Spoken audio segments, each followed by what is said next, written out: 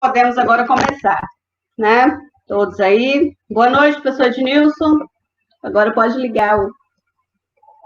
Bom, boa noite a você, boa noite a todos que estão aí na sala presente. Que a nossa discussão seja uma discussão legal e com aprendizado para todos, né? Ok. Obrigada. Primeiramente, eu gostaria de agradecer a todos que estão aqui conosco, agradecer primeiro em especial ao professor Ednilson, professor da UFES, é nosso colega, pesquisador, coordenador do Observatório de Desenvolvimento Capixaba, trabalha há anos lá na UFES com as discussões e inovação, então tem muito a contribuir com a nossa aula de hoje. Então, professor Ednilson, como eu te falei inicialmente, eu vou fazer uma rápida colocação aqui para os meninos, para todos que estão aqui, a respeito da aula que foi enviada, né, e nós temos que cumprir aí o nosso conteúdo, né, nesse momento de pandemia. A partir de hoje, nós já estamos aí na incumbência de começar as nossas discussões não presenciais, né, que todos estejam aqui para que a gente possa fazer isso. E antes da gente fazer essa live, a gente disponibiliza para todos os alunos os nossos slides dos conteúdos, né, que a gente tem que cobrir no nosso curso nesse momento. Então, toda essa parte que eu conversei aqui com o Ednilson antes, sobre a questão histórica da tecnologia, isso nós já vimos em sala, nós já vimos os 4 primeiros capítulos do Paulo Tigre. Hoje nós precisamos ficar um pouco mais, assim, assimilar um pouco mais a questão dos conceitos de inovação e a importância do processo de difusão das inovações. Eu vou falar rapidamente sobre isso e depois o professor Ednilson entra colocando essas questões em tempos de pandemia. Tá, professor? Então, no primeiro momento, eu gostaria de falar para vocês que toda essa discussão que hoje a gente faz a respeito de conceitos de inovação, ela é derivada de vários estudos que foram feitos no OCDE, né, na Organização de Cooperação dos Países em Desenvolvimento Econômico, e nós temos um manual, vários manuais que versam, né, sobre o que vem a ser inovação. E nesses manuais, tivemos uma família de manuais que já passaram na literatura, os fracates, e agora nós temos também o manual de Oslo, né, que é um manual que é uma referência. Por que nós temos que ter conceitos bem referenciados e bem sólidos entre os países a respeito de inovação? Porque eles terão que fazer comparações, e a gente só compara métricas de inovação de um país com outro se a gente tiver alguma medida em comum. Então, se nós pegarmos no Manual de Oslo, inovação é a introdução no processo produtivo de novos produtos, processos, marketing e inovações organizacionais. Lá são 4 tipos que são abordados. E esse conceito que está lá é um conceito muito próximo que vem também para a Lei de Inovação, que foi editada lá em 2004, regulamentada em 2005, revisada em 2016. Então, são vários conceitos que vêm ao longo da história dali. E esse manual também, esses conceitos que ali estão presentes, eles também são usados para a pesquisa de inovação tecnológica, Pintec. Então, a própria Pintec também utiliza esses conceitos. Então, tudo isso a gente já está para vocês, né, nos slides, essa parte conceitual especificando, né? Boa noite, Gemade. Entrou aí o Gemade para participar com a gente. E no processo de difusão da inovação, algumas coisas são bem importantes que a gente tem que falar para vocês, né, em termos do ritmo, a direção, o ritmo e os fatores condicionantes da inovação. Entre os fatores condicionantes, eu já comentei várias vezes com vocês em sala de aula, a questão dos fatores técnicos, né, que são fatores muito importantes para que a gente tenha inovação. Nós não vamos conseguir dar saltos muito altos em determinado país se nós não tivermos técnicos, né, em condições de usar essas inovações, de aperfeiçoar, e próprios usuários também. Então, nós temos condicionantes técnicos, condicionantes econômicos, porque nós já vimos lá em gestão de investimentos e riscos que o empresário só vai fazer algum investimento se houver retorno. Então, a parte econômica, aspectos, a dimensão econômica da inovação, é muito importante quando nós vamos tratar do processo de inovação. E os condicionantes institucionais, que vêm a ser esses condicionantes institucionais. Os institucionais são aqueles que a gente vai trabalhar no nosso trabalho de gestão da inovação, que nós vamos trabalhar a questão do sistema de propriedade, o sistema educacional, um clima favorável para as inovações, investimentos, né? Se o sistema de inovação, por isso que justifica-se o Estado liderando muitas inovações, porque, como a gente havia falado, existem condicionantes econômicos, existem alguns setores, principalmente aqui em tempos de pandemia, né, o professor Ednilson vai discutir isso para a gente, existem alguns tipos de inovação que elas não são viáveis do ponto de vista privado. Então, nós precisamos do Estado liderando essas inovações. Então, nós temos todas essas discussões que envolvem o processo, né, de difusão das inovações. Tão importante quanto realizar é o processo da difusão. Ele não pode, as inovações não podem ficar restritas a uma empresa. A capacidade dos países, das regiões, em difundir as inovações, engraçado que a gente discute muito isso, né? Qual é o nosso papel no sistema de inovação, se nós estamos participando, se nós temos condições até para ser difusores de inovação. É uma questão que a gente discute muito quando nós trabalhamos esses conceitos. As inovações, como a gente retomando o Manual de Oslo, já vou passar daqui a pouco para o professor Ednilson falar, elas podem ser de produto, processo, está lá nos slides de vocês, né, marketing organizacional, pelo menos esses quatro tipos eu gostaria de falar. As inovações de produto, inovações em marketing, elas são muito voltadas para a ampliação da receita das empresas. E as inovações de processo, as inovações organizacionais, elas são muito voltadas para a redução de custos, da competitividade de custos para as empresas. Então, nós já comentamos também isso em sala de aula, né, nos primórdios da Revolução Industrial, a importância que se atribuiu, né, tantas inovações organizacionais, a fábrica Fordista fez muitas inovações organizacionais, assim como inovações de processo e de produtos. Então, as inovações, elas têm essas características que eu gostaria de falar para vocês, em termos bem gerais de aula que foi colocado. Eu gostaria de ouvir um pouco, boa noite, Grazi, professor Ednilson, para nos falar aí um pouco sobre as inovações e esse contexto nosso de pandemia. Eu vou falando também junto com ele, à medida que a gente for batendo papo. Vai lá, Ednilson, fala um pouco para a galera. Então, boa noite a todos. Eu queria agradecer, né, a oportunidade de poder conversar um pouco sobre essa questão da inovação. A inovação é sempre importante, né? A gente tem inovação há muito tempo, né? Porque a inovação ela sempre esteve presente na humanidade, né? Porque os processos de melhoria, os processos de fazer diferente e de testar, né? Tentar fazer direito, aprender, dar certo, dar errado, né?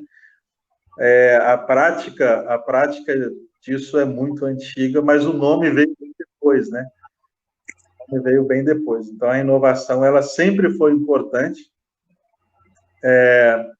e à medida que o tempo passa, ela se tornou cada vez mais importante, né? Então, assim, eu acho muito interessante todos esses pontos que você levantou. Eu queria só reforçar algum deles, antes de entrar na questão da inovação em tempos de pandemia, né? Eu queria reforçar só alguns pontos que a gente vai precisar, como país, como Estado, que a gente vai precisar rever, né, em relação a isso, e vai servir um pouco de pano de fundo para a gente poder fazer a discussão. uma coisa que aí você foi colocando, eu vou voltar em alguns pontos aqui e vou contextualizar com a crise para depois a gente entrar na questão da inovação em pandemias, né? Em épocas de pandemia. O meu áudio está todo. O áudio do Ednilson está tranquilo para vocês, pessoal? Respondam para nós, por favor.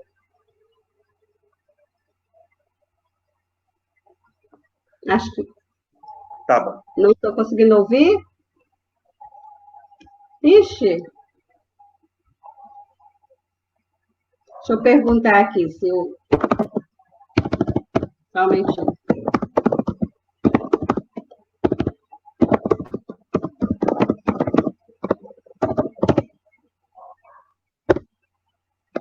Vamos ver. Me parece que sim. Está respondendo que sim. Você conseguiu ver alguma resposta? Ah, tá. Sim. Já vi aqui. Está certinho. Pode ir. Então, vamos lá. A primeira coisa é que a gente tem, como você colocou, alguns fatores que são determinantes da inovação, né? Que é o fator econômico e o fator institucional. E essa situação de pandemia que a gente está passando hoje, essa situação mexe profundamente com dois desses elementos, né? Que é o elemento econômico e o elemento institucional, né? Mexe absolutamente, profundamente. Então, o que acontece? A inovação, ela precisa, para acontecer, né? Ela precisa que esses fatores técnicos, econômicos e institucionais estejam bem conectados e bem alinhados. É claro que os fatores técnicos, econômicos e institucionais não andam na mesma velocidade, né? Exatamente. Tem uma questão em que a técnica ela muda muito rapidamente em alguns setores, né? Então, a velocidade com que a questão técnica e tecnológica vai mudando é muito rápida e, algumas vezes, em alguns setores, o econômico e institucional nem acompanha, nem consegue acompanhar as mudanças técnicas, né? Mas o econômico, ele também vem porque ele é fundamental para a questão da remuneração do investimento que a empresa fizer, né, na questão da inovação. E o elemento institucional é o que dá suporte ambiental para que isso possa acontecer, né? E nessa questão da pandemia, o fator econômico é muito impactado, né? Porque a gente não tem muito essa questão agora os parâmetros de definição de preços ficam confusos, né? Os parâmetros de percepção da demanda também fica muito confuso. A gente percebe, por exemplo, mesmo nos lugares em que as atividades econômicas retornaram, elas não retornaram como antes, né? Então, a gente não sabe exatamente quando é que isso vai acontecer. E tem os fatores institucionais que vão ter que dar suporte a isso, mas ainda esses fatores institucionais não conhecem a crise do jeito que ela é. Então, nós vamos passar algum tempo ainda para poder alinhar essas coisas novamente, né? Então, nesse caso, o que acontece é que inovar em tempo de pandemia, em que os fatores econômicos e institucionais estão muito impactados, isso aumenta muito o risco da inovação. Exatamente. Então, a gente tem uma questão que é clássica para a gente, é que inovar sempre é um risco, né? São coisas que estão amplamente conectadas. Não existe inovação sem risco, porque à medida que a inovação significa, em qualquer grau, lidar com o novo, né? O novo sempre será risco. Só que, então, o que a gente percebe é que existem situações em que essas conexões entre o institucional, o econômico e o técnico não estão completamente alinhadas, e isso vai fazer com que o risco da inovação seja muito elevado. Mas, por outro lado,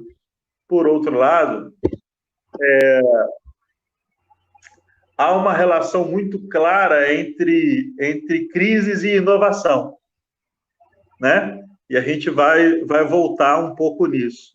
Mas eu só queria falar, então, primeiro, de que, vamos dizer assim, em momentos de crise, esses fatores que determinam a inovação, que é técnico, econômico, demanda, oferta, preço, custo e regras institucionais, eles ficam todos bagunçados, porque a crise se caracteriza por isso, né?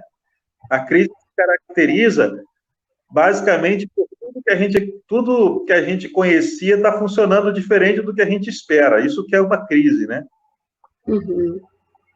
Porque a gente pode ter choques na economia de oferta, choques de demanda, mas que as coisas continuam funcionando dentro do que é calculado, né?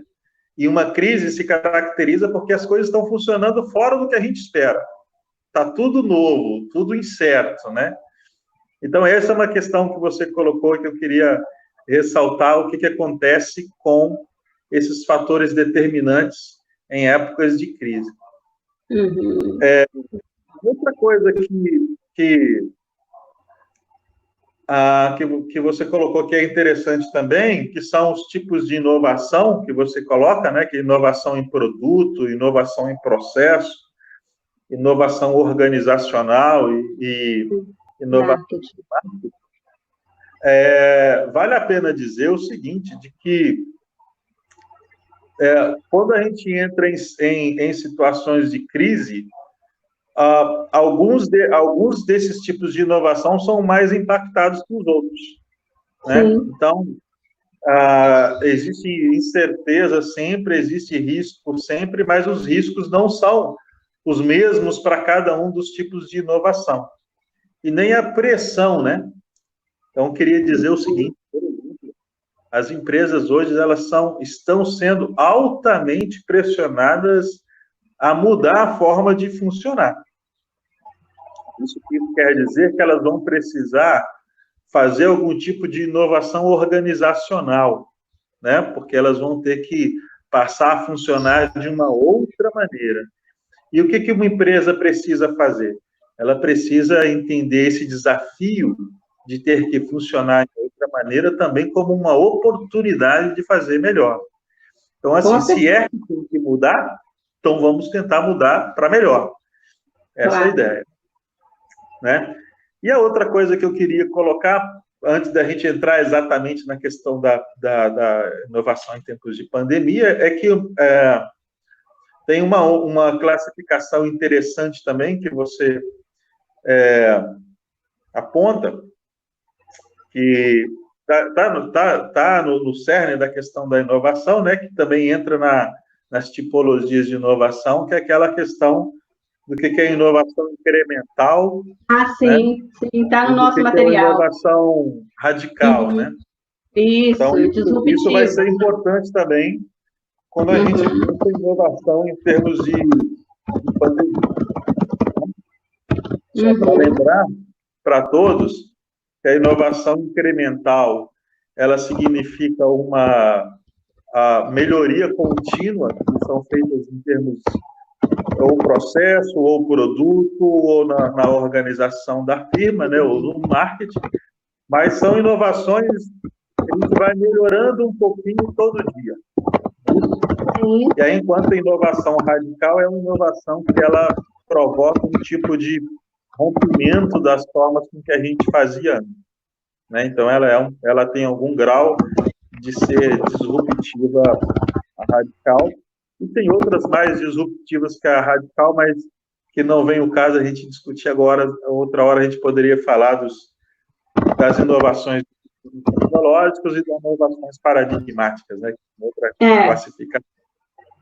Bom, mas vamos lá, então, pensar um pouco dessa questão da inovação, pensando como isso que a gente colocou em pano de fundo, vamos pensar, então, em termos de crise, né?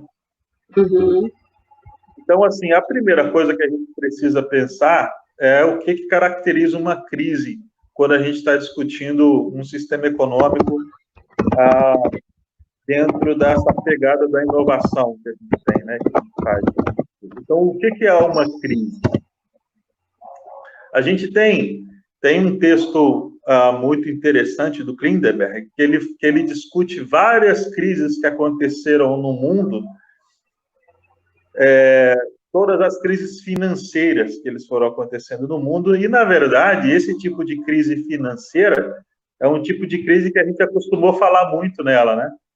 Então, a gente teve crise financeira na década de 90, nos inícios do ano 2000, a crise lá da Bolsa de Valores de Nova York, da Nasdaq, né? E depois veio a grande crise financeira a partir de 2007, 2008, por aí. Então, o que acontece? As crises financeiras são crises recorrentes do sistema econômico, né? À medida que o sistema econômico ele passa a depender muito do crédito, passa a passos para especulação, a gente teve, ao longo do tempo, muitas crises financeiras, e o que acontece é que a gente criou algum tipo de conhecimento em como lidar com as crises financeiras ao longo de todo esse tempo do capitalismo. Então, quando bate uma crise financeira, os fazedores de política econômica já sabem mais ou menos quais instrumentos vão usar, não é isso? Já sabe mais ou menos o que vai ativar de política monetária, já sabe o que vai ativar de regulação e tal. Então, essa recorrência de crise financeira fez com que a gente aprendesse a lidar com elas, embora elas sejam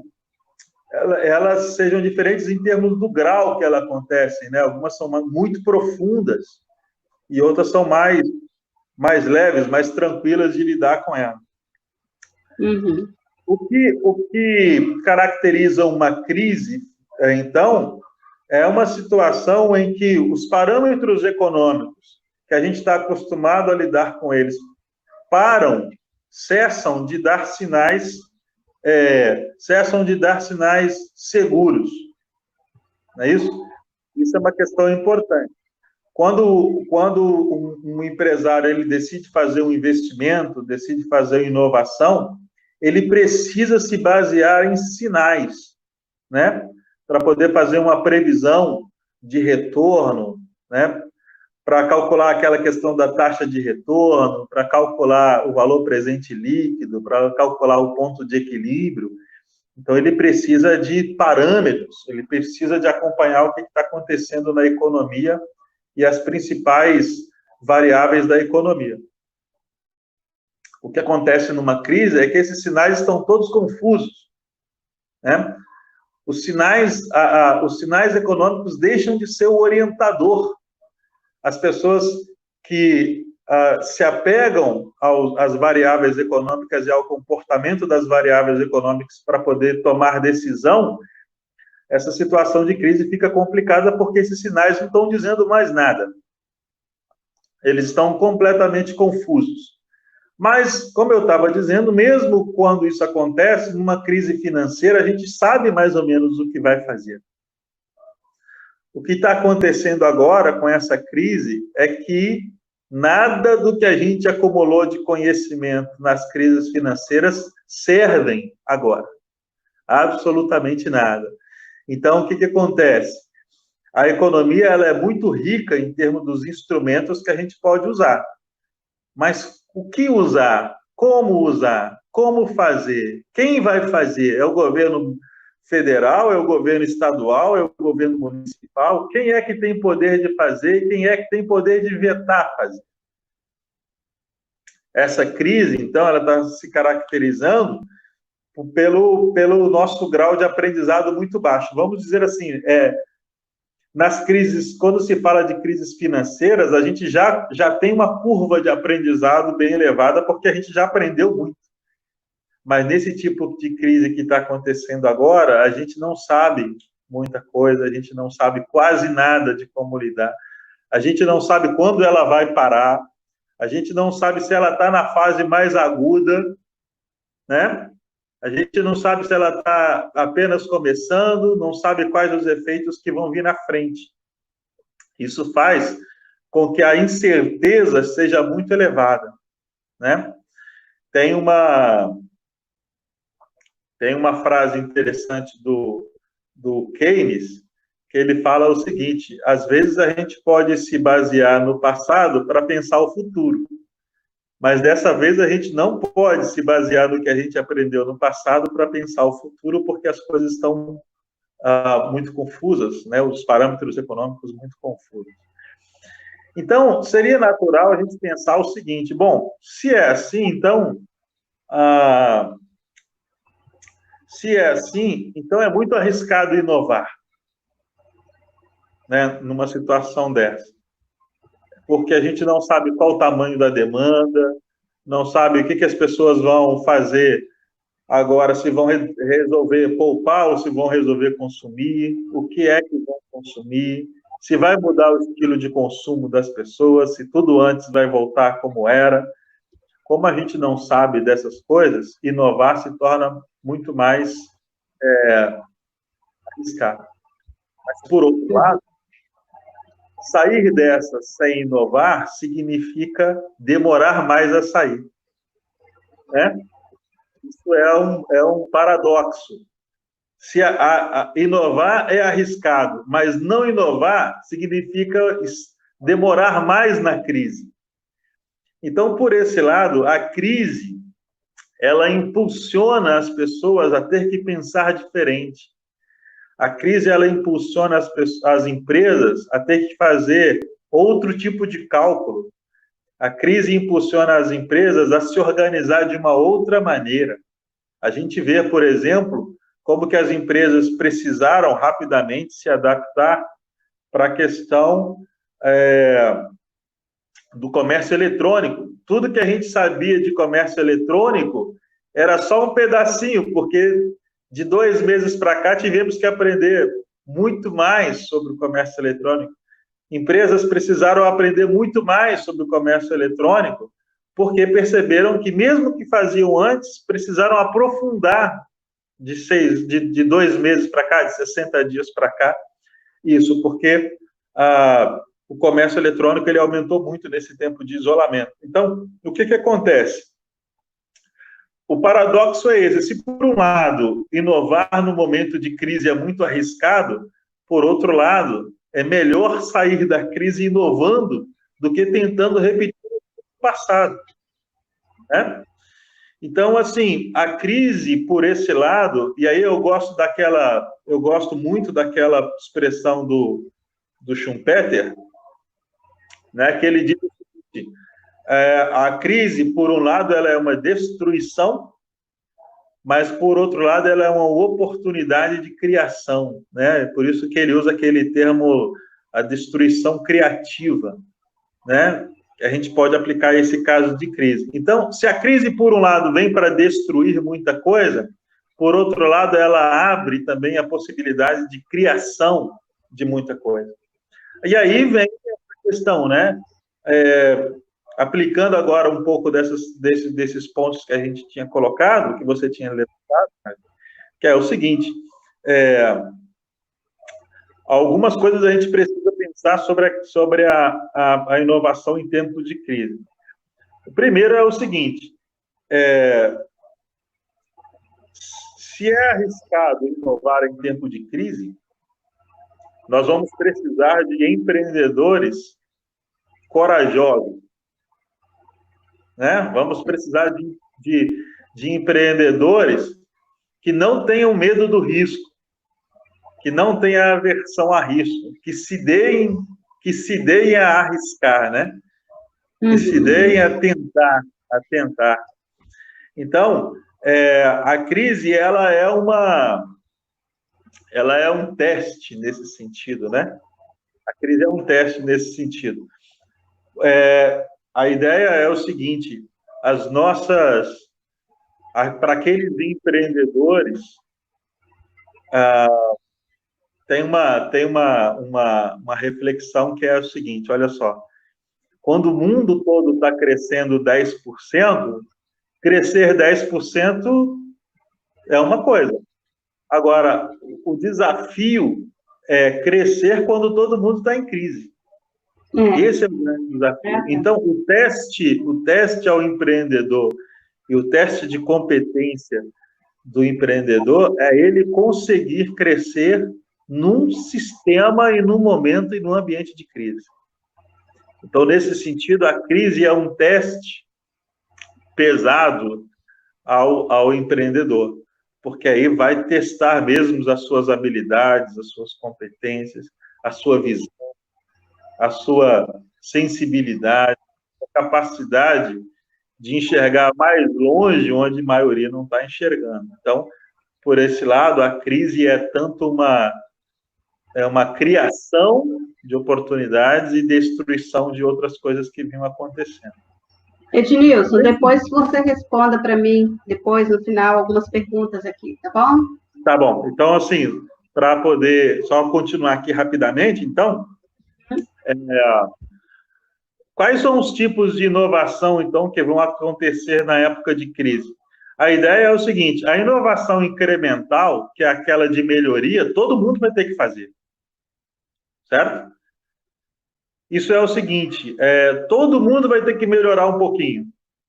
Os professores vão ter que melhorar um pouquinho as suas aulas, vai ter que aprender a fazer um pouco de aula online, vai ter que inovar um pouco, certo? Então, assim, todo mundo vai ser levado, os alunos vão ter que inovar em termos da forma de estudar, vão ter que aprender a estudar de outra forma, né? Então, assim, essa questão de melhoria, de incremental, todas as empresas vão ter que fazer.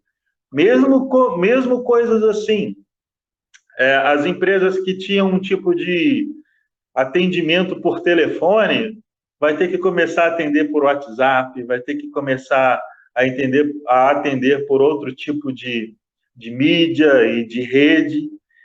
Então, incremental, que é aquela inovação de melhoria, todo mundo vai ter que fazer um pouco, certo? Porque a crise exige um pouco de melhoria de todo mundo. A crise vai exigir que as empresas melhorem um pouco, né? A crise vai exigir, por exemplo, que algumas empresas melhorem a sua forma de venda, melhorem a sua forma de atendimento, né? Melhore a sua forma, os seus canais. Então, assim, a crise vai pressionar para um monte de inovações incrementais de melhoria. E algumas inovações radicais, né? Algumas inovações radicais vão ter que acontecer. Por exemplo, talvez a gente não tenha mais os restaurantes funcionando da mesma forma que antes. Talvez a gente não tenha mais os cinemas vão ter que inovar também, vão ter que mudar um pouco da sua forma de funcionamento. Se a gente cair naquela situação de isolamentos intermitentes, daqui a alguns meses ter que fazer de novo e tal. Então, algumas empresas vão ter que não somente melhorar, mas trocar o seu produto, né? Vão ter que radicalmente alterar o seu produto, porque aquele produto que ela tinha funcionava bem para uma determinada realidade e agora passaremos a viver em outra realidade. Então, assim, todo mundo vai fazer inovação radical, vai mudar? Não. Algumas vão ter que fazer. E algumas empresas todas as empresas vão ter que fazer algum grau de melhoria, né, de inovações incrementais. E a outra coisa é que a forma de difundir a inovação vai ser muito diferente também de antes, né? Então, nós vamos ter agora um protagonismo maior das redes, né? E como dizia o Castells, nós vamos ter que ter um protagonismo maior dos caminhos informacionais e os caminhos virtuais, né? Para poder promover essa questão de difusão. Lembrando bem, como você colocou, inovar não é todo o caminho, né? Inovar não resolve tudo. Além da inovação, a gente precisa de um processo de difusão, E aí essa difusão ela vai ter que ser mudada, a forma que as empresas e as estratégias de difusão terão que ser alteradas. Então, isso quer dizer que, nesse tempo de Covid, a área médica, os setores de tecnologias voltadas à saúde, né, vão passar por mudanças muito grandes. E aí vai aparecer muitas possibilidades de inovação nessa área, e aí nas outras áreas também que tocam diretamente ou indiretamente isso. Mas, de qualquer forma, eu só queria repetir isso, essa crise ela é uma crise em que o nosso grau de aprendizado ainda é muito baixo, diferente das crises financeiras que a gente o sistema já conseguiu lidar com elas há mais tempo. Então, assim, como é uma crise nova, ela vem destruindo muita coisa, mas como ela é uma crise nova, ela vem também abrindo várias oportunidades. Então, é uma crise que, ao mesmo tempo que destrói, é ao mesmo tempo que abre possibilidades de inovação, sabendo que, novamente, os empreendedores serão todos testados em relação ao que estão apontando com essa crise. É isso? Então, a gente pode Isso aí, começar. pessoal. Temos aqui algumas questões, professor Ednilson. O nosso colega, nosso aluno, o Gabriel Medeiros, colocou uma questão aqui. Vê se dá para você ler aí. Eu só não estou te ouvindo muito baixo agora. Ah, é? É. Uai, peraí. Eu também, né? Cabeça essa minha. Vê se agora melhorou. Espera aqui.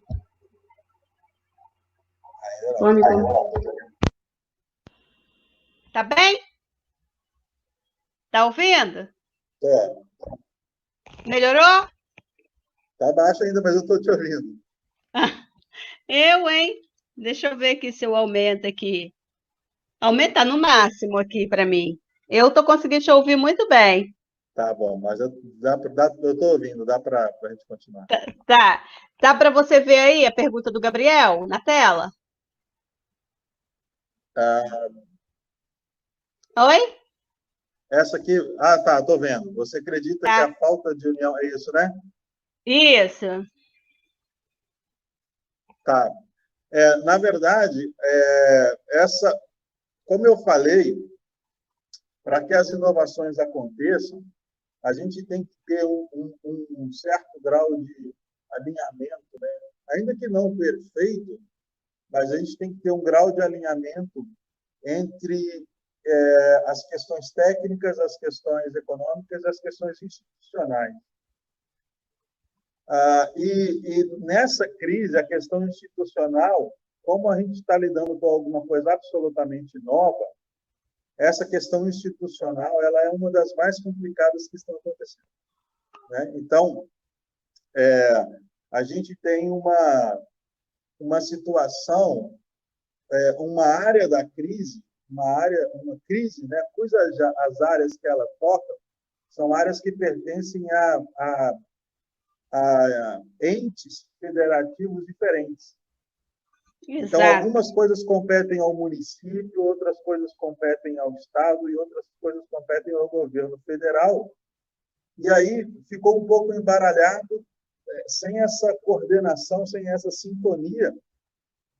E isso é decisivo para criar um ambiente muito mais incerto do que se houvesse um alinhamento entre eles. De novo, quando a gente pega uma crise financeira, basicamente, os elementos que ela toca são elementos que estão são instrumentos que estão na mão do governo federal. Então, o governo federal, numa crise financeira, toma as principais decisões e guia a saída da crise. Nesse tipo de crise que a gente está agora, o governo federal não tem todas as competências, algumas coisas eles não podem decidir, quem tem que decidir é o Estado, e outras coisas quem tem que decidir é o município. E aí essa falta de sincronia entre eles cria um ambiente muito mais incerto, aumenta significativamente o risco. E aí, é claro, acontecendo dessa forma, a inovação, as possibilidades de inovação ficam muito mais comprometidas e complicadas. Exatamente. Outra pergunta aqui, professor Ednilson, do Délio. Dá para você ver? Pós-pandemia, né? Visto que nesse momento se encontra em uma situação de queda da inflação e com dólar batendo recorde de valor. Então, olha só, essa questão pós-pandemia, a gente vai ter que acompanhar muito de perto os desdobramentos da crise, né? Então, assim, como eu falei, os parâmetros e as variáveis econômicas que sempre serviram de sinais e de esteio assim, para a tomada de decisões, no momento de crise, esses sinais econômicos são muito confusos, absolutamente confusos. Então, a gente vai ter que ir acompanhando para ver como é que isso vai se desdobrando de setor para setor. Então, a gente já sabe, por exemplo, isso é muito claro, isso já está muito claro para a gente, é que o setor de turismo vai ter que inovar bastante para poder recompor a sua dinâmica anterior. Então, assim, é um setor que está sendo mais impactado, né? Então, um momento pós-pandêmico no setor de turismo vai exigir uma postura completamente diferente, tipos de pacotes completamente diferentes, possibilidades de remuneração de serviços turísticos de maneira completamente diferente, possibilidades de visitas, né, em locais que antes eram aglomerados, museus e tudo, vai precisar de outras formas. Agora, a gente tem, por exemplo, inovação no setor de aviação, que também é um setor que está sendo muito impactado, né? A gente tem, inclusive, por exemplo, situações de empresas aéreas que estavam já passando por dificuldades antes da pandemia, que é o caso da Boeing, por exemplo. E aí, o que acontece? Essa pandemia vem e toda aquela estratégia que a Boeing tinha desenhado para se recuperar, que incluía, de certa forma, até a compra da Embraer, teve que ser revista, devolveu a Embraer, vai ter que rever os seus planos de recuperação, porque a questão pandêmica altera completamente o setor de aviação para depois. Então, as empresas vão ter que inovar. Se as empresas fizeram a estratégia de low cost antes, né, da pandemia, agora elas vão ter que reduzir ainda mais os custos, né, para alcançar algum grau de rentabilidade. E a gente vê, por exemplo, equipamentos de saúde, que vai abrir muitas oportunidades para inovação em pilotamento, em equipamentos de saúde. Essa questão dos testes, por exemplo, vai abrir muita possibilidade de inovação nisso aí, né? Então, a gente tem, no cenário pós-pandêmico, oportunidades diferentes para setores diferentes, né? Então, vamos acompanhar isso aí no sentido de que lembram que as oportunidades vão se desenhando ainda na crise, né? Não é passar a crise para poder abraçar a oportunidade. A oportunidade ela vai se desenhando ainda na crise, porque à medida que ela vai se desdobrando, ela já vai apontando como vai ser o cenário pós-pandêmico. Isso. Né? Temos outra pergunta aí, professor Ednilson, do nosso aluno Lucas. Certo. Dá para você ver?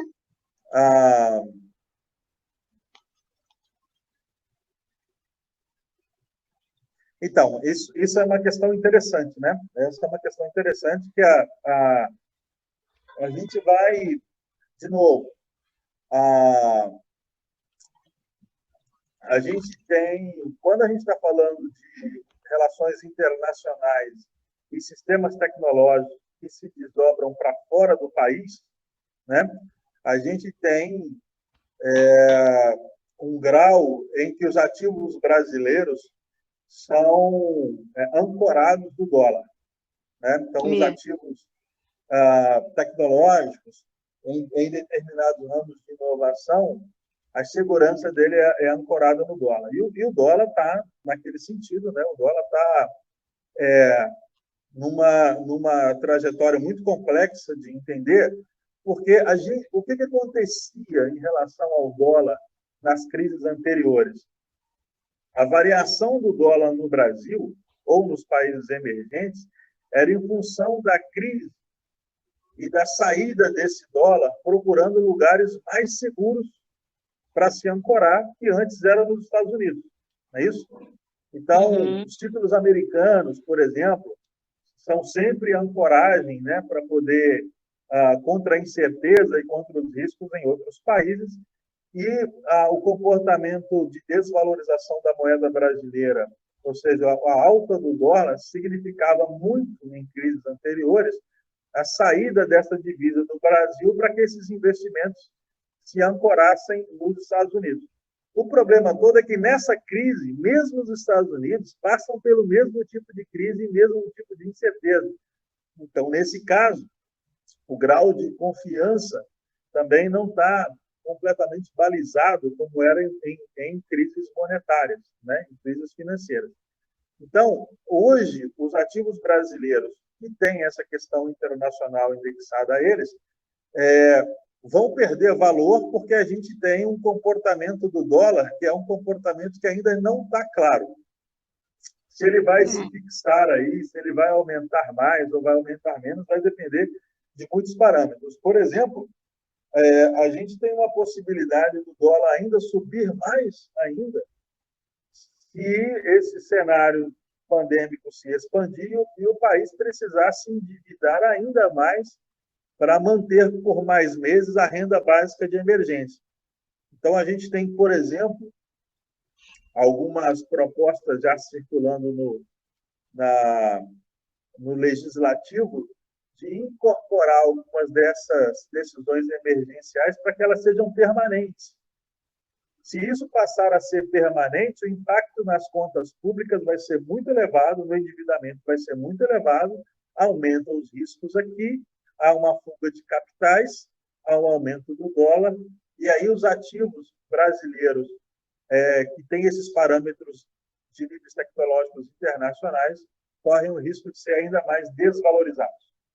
Então, se a crise se estende, esses ativos vão sofrer mais, sim, um processo de desvalorização em função desse comportamento do dólar. Temos uma outra pergunta do nosso aluno Diego. Dá para ler, professor? Então, exatamente isso. O que acontece é que uma inovação radical ela puxa outras inovações radicais e puxa uma quantidade ainda maior de inovações incrementais que vem depois dela, né? Então, a gente tem sempre uma radical que puxa, outras radicais que aparecem e um monte de incrementais, de melhorias que vem depois dela. Então, por exemplo, uma questão clássica, não está ligada à crise, mas uma questão clássica, é a mudança do leite, do sacolinha para o Tetra Pak, né, de caixinha, que foi uma inovação radical, e aí essas caixinhas melhoraram muito ao longo do tempo, né? Então, uma inovação radical ela vem sempre acompanhada de várias incrementais depois. E é isso que provoca o processo de mudança, né? E de metamorfose, vamos dizer assim, né? Então, nós estamos num sistema que muda muito, e aí essas inovações radicais vão puxar outras inovações radicais e vão puxar outras inovações incrementais, e é bom que seja assim. É bom que seja assim, porque é assim que acontece o processo de mudança no sistema. Comentário da nossa aluna Grazi. Oi? Comentário da nossa aluna Graziele, da Grazi. Tá. Ela está comentando aqui que só inova no nosso país em resposta a uma crise. como ocorreu nos anos 2000, com o apagão, as empresas se viram na situação de inovar ou morrer, né, em resposta exatamente. à eficiência energética. A gente tem esse problema, né, de que existe um processo de acomodação, por um lado, e, por outro lado, um processo de que essa acomodação se explica por essa questão institucional no Brasil, que ela nunca foi tão propensa mesmo, nunca foi propulsora mesmo da inovação. Então, às vezes, o desenho institucional do Brasil, às vezes, ele prejudica as decisões de inovar, mas aí, quando chega uma crise, não tem jeito, vai ter que inovar mesmo. Então, a gente vai ter, na história do Brasil, muitas inovações acontecendo em tempos de crise, porque é uma crise, uma inovação forçada, né?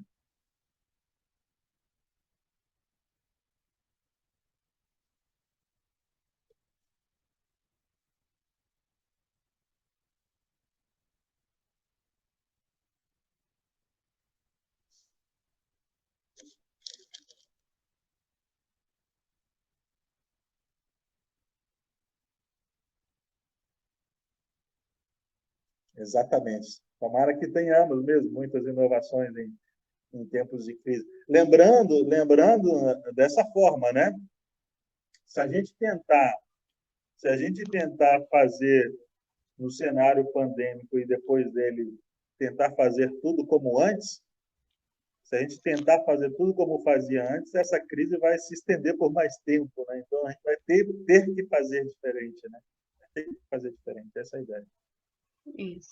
Então, pessoal, acredito já são 18h53, né? Estamos já chegando ao final da nossa aula. Nosso período de aula combinado foi de até 1 hora de aula, entre 50 minutos e 1 hora de aula.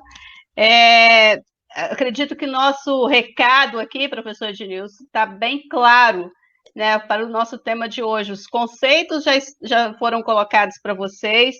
Ednilson reforçou muito bem as velocidades, né, diferentes entre os condicionantes técnicos, institucionais, econômicos das inovações, né, do que a gente precisa realmente para nós termos as inovações.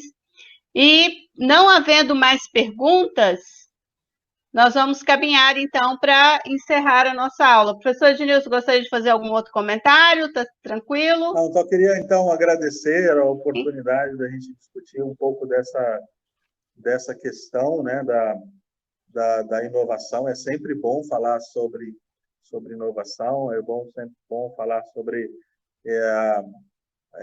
essas coisas que rodam, né, em torno do mundo da inovação, que são as questões econômicas, institucionais, as questões técnicas e tecnológicas envolvidas aí, né?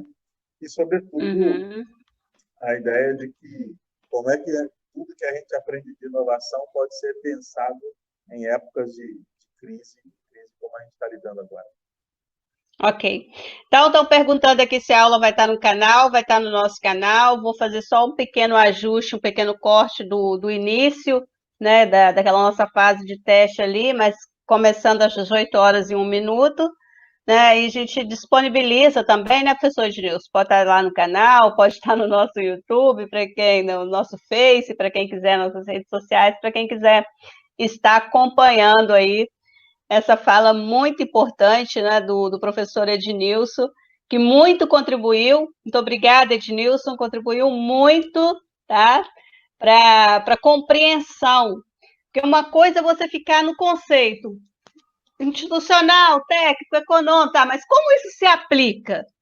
Né? Como que isso... Por que isso é importante para eu entender o mundo, para eu entender o que está acontecendo agora em tempos de crise? Então, nós temos aqui já alguns retornos, né? A Rayane colocando aqui para a gente, muito boa live, alguns alunos já se manifestando. Teremos a nossa próxima live, acredito que venha a ser com o Roberto Coutinho, que foi nosso ex-aluno, né, um egresso nosso do curso de Engenharia de Produção, que vai estar falando sobre as inovações e o mercado financeiro. Então, nós teremos uma aula específica aí, né, e todos já estão aí convidados. Eu estou ajustando o dia, na verdade, eu gostaria que fosse amanhã, ele também, mas em função das agendas de vocês, me parece que já tem uma reunião marcada para amanhã, vou ter que rever isso, mas eu vou estar informando para vocês, tá? Então, agradeço ao professor Ednilson e nós vamos ficando por aqui às 18h56. Um abraço a todos e a minha pauta está aqui no meu chatzinho, vou lá e botar presença para todo mundo. Beijão, quem faltou, perdeu. Um abraço, gente. Tchau, tchau, Ednilson.